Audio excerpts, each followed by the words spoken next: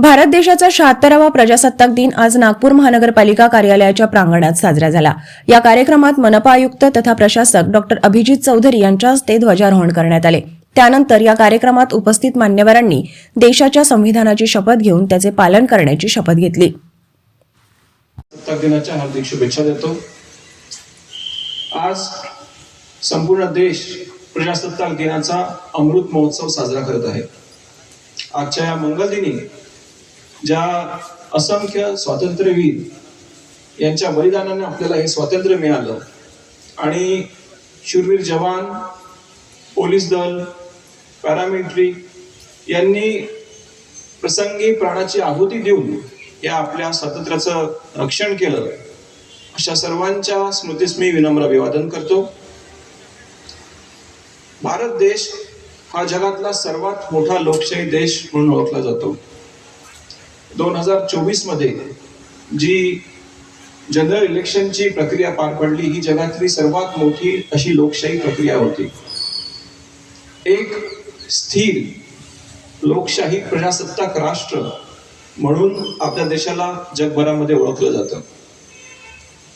संविधानातील जी विविध मार्गदर्शक तत्वे आहेत, जी आपल्या प्रिएम्बल मध्ये नमूद केलेली आहेत, ती सर्व तत्व या गेल्या 75 वर्षाच्या कालावधीमध्ये वृद्धिंगत झालेली आहे।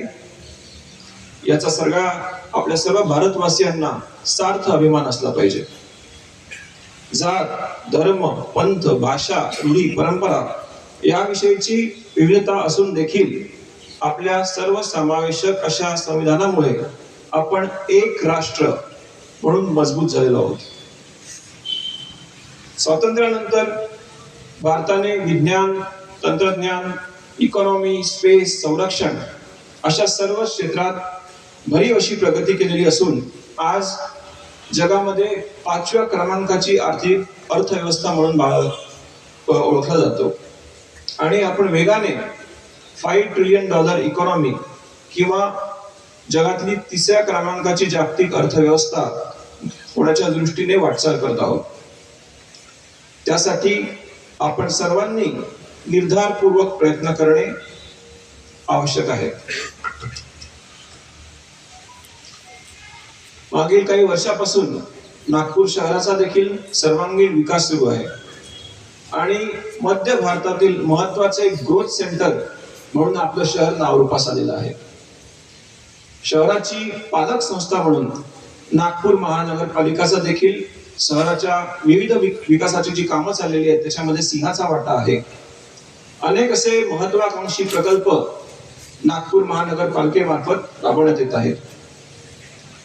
नुकतेच माननीय मुख्यमंत्री श्री देवेंद्रजी फडणवीस ज्यांनी आपल्या नागपूर शहराचे महापौर पद देखील भूषवलेलं आहे, यांच्या मार्गदर्शनात शासनाने राज्यातील प्रत्येक विभाग व स्थानिक स्वराज्य संस्था यांच्यासाठी 100 दिवसाचा कृती आराखडा निश्चित केलेला आहे। त्या अंतर्गत 7 कलमी कार्यक्रम जो आहे तो आपल्याला राबवायचा आहे। महानगरपालिकेच्या संकेतस्थळाचं अपग्रेडेशन करणं, शहरातील लोकांच्या जीवनमान अधिक सुकर करणे म्हणजे ईज ऑफ लिव्हिंग वाढवणे,